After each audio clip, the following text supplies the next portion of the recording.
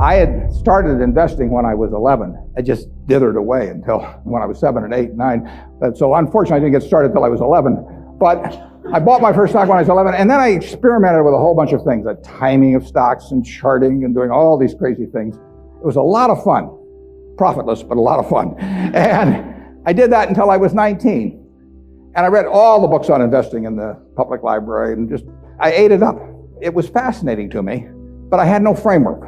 I was just searching for something. I was hoping that little things on a chart would tell me something about what a stock was going to do. It was kind of crazy, but everybody else was doing it, so I figured I'd do it too.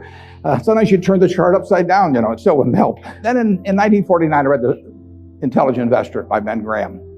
I'd never heard of him up till then. And there are really only 2 chapters in that book that are the key to it.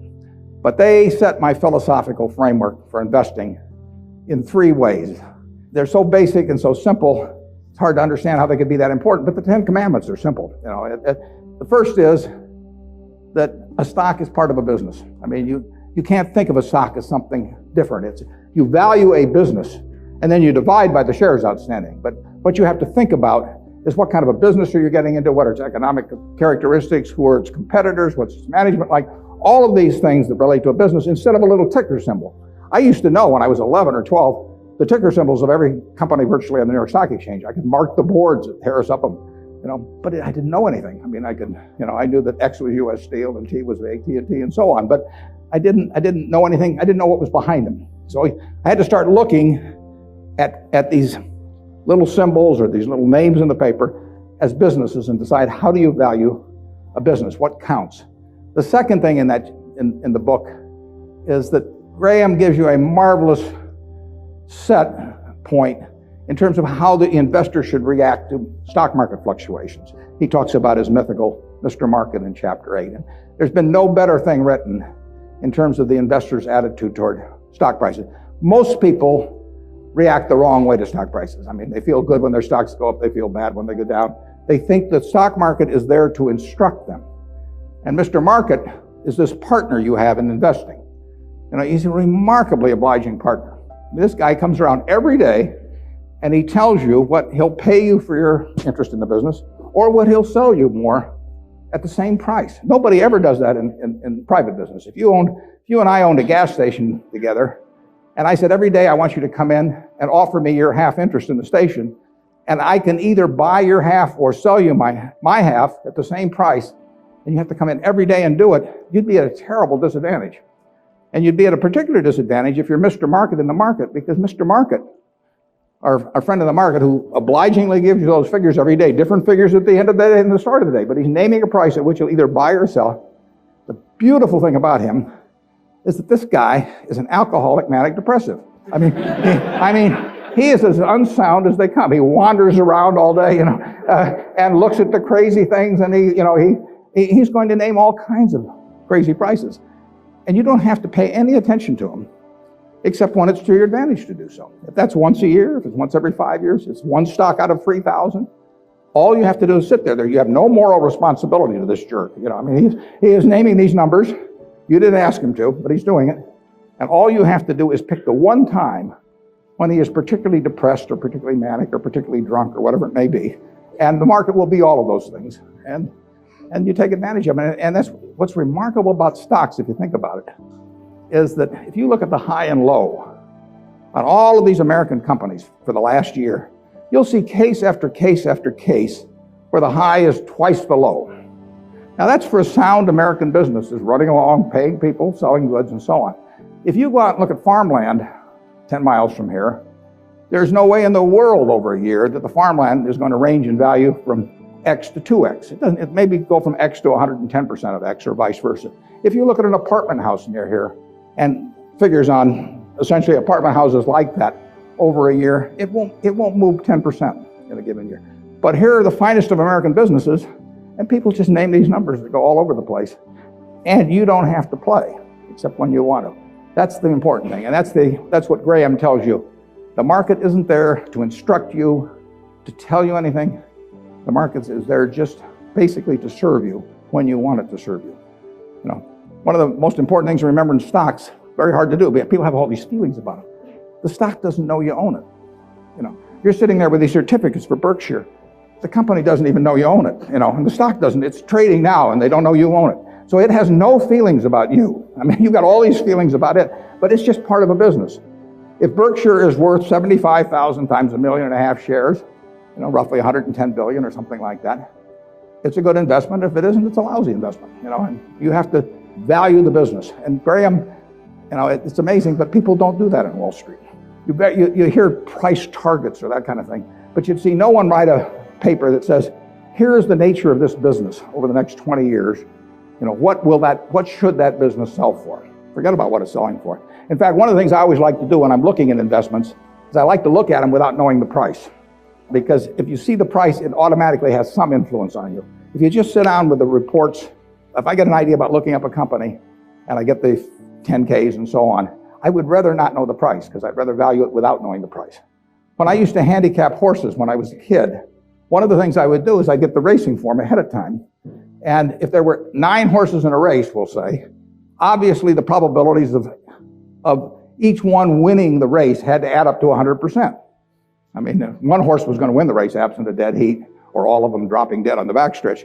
So if you went through the racing form and I would look at the 3rd race at Hialeah, I would try to figure out the percentage chance of each horse winning the race, and that had to add to 100%.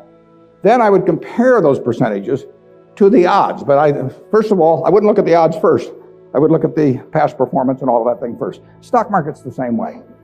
Third thing in Graham's book is the margin of safety. If you come up to a bridge and it says capacity 10,000 pounds and you're driving a 9,800 pound truck, you drive down further and find another bridge. I mean, nobody knows exactly what that capacity is, and sign may have been put up 3 years ago. So you always leave a margin of safety. You don't try to cut things that close. You wait till something kind of shouts at you in the stock market. And with those 3 principles, you can build all kinds of structures on that. But that's the foundation. And if you've got that in mind, and that's in the Intelligent Investor, I've never found anything that remotely compares with it. All 3 of the ones you can't get rid of one leg of the 3-legged stool and still have a good investment philosophy. But I would say that the most important thing over a long period and working with big money is to understand the business. Let's just say for the moment that you were given $1 million or whatever sum was necessary, and you could look around Knoxville or look around all of Tennessee if you want and buy into any 3 businesses, between now and a week from now. Private businesses, not trading or anything of the sort. And you got a week to do it or you have to give the money back. What will you be doing during the next week? I mean, you can look at all these companies. Some of them you're quite familiar with. Some of them you're less familiar with. Some of them you know by reputation. Some of them you know the management. Some of them you don't. You know their competitive situation. What will you be thinking about during that 7-day period? How will you actually be screening these companies out? I think you'll look for 3 businesses, and you can't trade them after you buy them. You're going to own them the rest of your life. You're going to be looking for businesses that have enduring competitive advantage. You don't want to buy a Burger King franchise just because nobody's come within 10 miles of it yet, because Wendy's and McDonald's and all of those will be there pretty soon. I mean, it isn't necessarily who's earning the most money now. You're going to look for something with enduring competitive advantage. Now that takes a business with some kind of a moat around it, because capitalism, by definition, is a system where every time somebody has an economic castle, somebody else is going to come after it. It's just the nature. If you open a restaurant and it's successful here in town, somebody's going to take your menu and probably take your chef, maybe cut your price, maybe offer a little more parking, maybe be a better okay, whatever. I mean, capitalism consists of going after the other guy's castle. If that's the case, you want a castle with a big moat around it. And there's a lot of ways you can have a moat around something. You could have it by patent protection. You could have it by location in certain areas. I mean, if you have something in people's mind, like Coca-Cola, 6 billion people in the world, practically all of them have something in their mind about Coca-Cola, largely favorable. They don't have anything in their mind about RC Cola. And if RC Cola spent $1 billion advertising, they wouldn't have anything in their mind about RC Cola. But they've got something in their mind about Coke, and generally it's favorable. That's why Coke wants to be where people are happy, because they want to be at the theater. They want to be at Disney World. They want to be at the World Series. They want always have you drinking that drink of Coca-Cola while at the same time experiencing happiness. And if they do that, they're going to sell a lot of Coca-Cola. And it won't make any difference if somebody is a half a cent less on some serving than Coke. So that's an enduring competitive advantage. And you want it run by honest and able people. You don't want to go in with a crook, and you don't want to go in with a dope. Now, the best businesses to buy are the ones where you could have a dope in there. I mean, Peter Lynch says, buy a business that's so good that an idiot can run it, because sooner or later one will. And there's some merit to that. In fact, I got a question the other day from a student group, and they said, what's going to happen to Berkshire when you go gaga? And I said, well, Berkshire's so good that I can go gaga. In fact, I may even be. Those are the kind of businesses to own. So you want a management that's able and honest, and then you want a price that's sensible. And that's what you'd look for. You'd go around Tennessee, got a week to do it, and you'd immediately screen out a whole bunch of things. You just know that they weren't a fertile area. That's an important thing to be able to do, to know, just get rid of all kinds of things. There was a great article in the New Yorker 30 years ago when Bobby Fischer was playing Spassky in a famous chess match which drew attention around the world. And they examined how the mind could, with billions and billions and billions of possibilities, how it could group things so as to immediately cast it down to where you had like 4 options. And of course, when the humans play something like deep thought, or whatever the latest version is of the computer on that computer is making maybe 700,000 or 1 million calculations a second. And the human mind is competing against that, but the computer is checking every possibility. And the human mind somehow has this ability to cast out 99.999% of those things that the computer has to go through in order to focus on the 3 or 4 possibilities that really make sense. And investing's a lot like that. It's not that tough because there aren't that many companies, but you want to cast out all kinds of things. If somebody told me that my life depended on picking among the Dow Jones stocks a group of 10 that would be the best performers or outperform the index as a whole, I would spend my time thinking of the worst companies in there. I would cast out things, and then I would figure I'd left those behind, and that's an easier way to approach the problem, actually, than trying to pick the 10 best. If you were thinking about the state of Tennessee, there's a whole lot of things you wouldn't examine. You just figure they're too tough.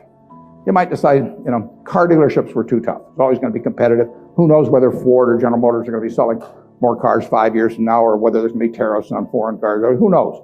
So you just say, I'll give up on car dealers. I'll think about something else. And that approach that you use there is the same approach you really want to bring to the stock market. You've got 3,000 companies tonight you can look at on the New York Stock Exchange. There's a valuation on every one of them. It'll change tomorrow. You don't have to play. Once a year, if you have 5 good ideas in your lifetime, you get very rich. I tell students sometimes they'd be better off if they had a punch card when they got out of school with only 20 punches on it. Because then, instead of listening to somebody at a cocktail party and then going out the next morning and buying some shares, they'd really think about every punch. That's all the punches you get. 20 punches is plenty. You just have to make sure that you don't do any of them for frivolous reasons. We never want to buy anything small at Berkshire. It just doesn't make any difference. We want to think about things that can move the needle. And that gets tougher as the capital gets greater. But that's the way to focus on investments.